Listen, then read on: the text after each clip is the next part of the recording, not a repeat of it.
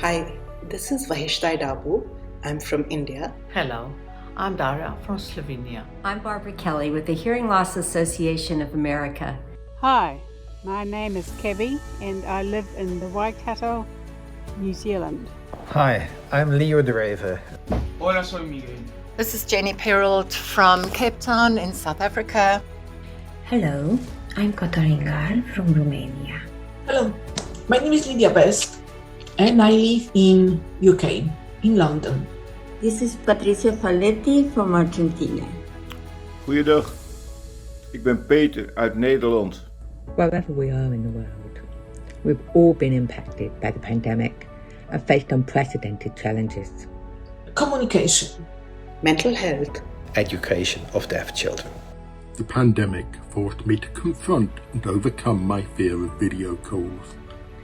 The pandemic taught me how important creativity and resilience is in both therapy and advocacy. In the beginning, it felt like everything was a reset when we faced new communication barriers brought about by the face masks and the lack of access to hearing healthcare. The impact of the pandemic on mental health has been tremendous. Especially in India, it has played havoc in the lives of families of children with hearing loss. As you already see and hear now, the biggest impact is on communication. People wearing these masks, it's really hard to understand them.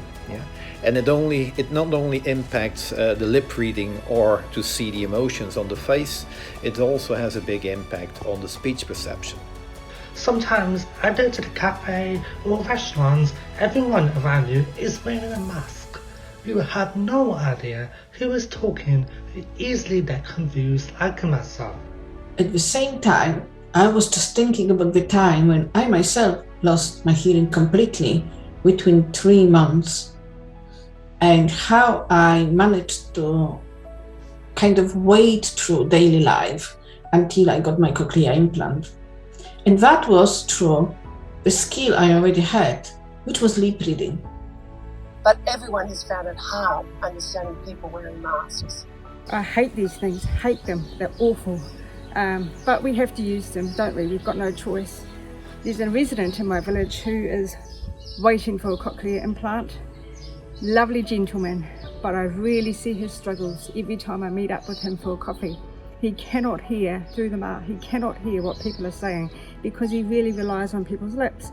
Imagine now being completely deaf or having very little hearing left, waiting for your cochlear implant operation and completely unable to function in the wider public because you cannot even lip read anyone. They are behind the face masks. On top of that, people waiting for cochlear implants had to wait longer than previously due to the fact that operations have been cancelled, the assessments have been cancelled, and majority of the staff were deployed to areas fighting COVID at the time. Wonderfully, so many cochlear implant users have told me that they've been able to understand people over Zoom and over the phone thanks to their cochlear implant. It's been vital during these times. With bilateral cochlear implants, I've been able to use different video applications for everything from work to socialising. I'm so grateful for my cochlear implant. It's been life-changing for me because I can hear. I know that if I was still only wearing hearing aids, as I have for most of my life, I would really be struggling right now to communicate. We are so pleased to be part of this global effort to increase awareness and advocacy for cochlear implants. But we've also learned a lot from this experience. We've found new ways of working, new ways of connecting, and new ways of delivering services and support. We need to build on this now, not just return to what we did before.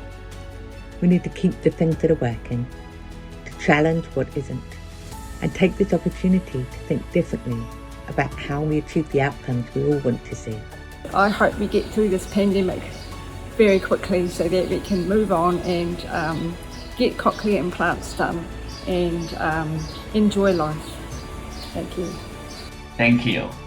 Thank you so much. So thank you, CIICA, and happy birthday.